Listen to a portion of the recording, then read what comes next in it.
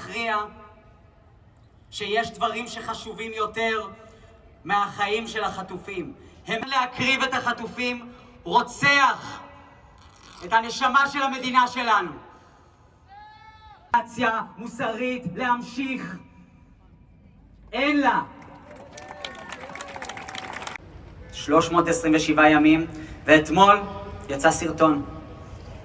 בסרטון היא אומרת, אלה המספרים,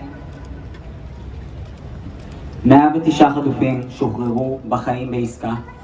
עכשיו על הפרק, השם שלה היה ברשימה, ובנימין נתניהו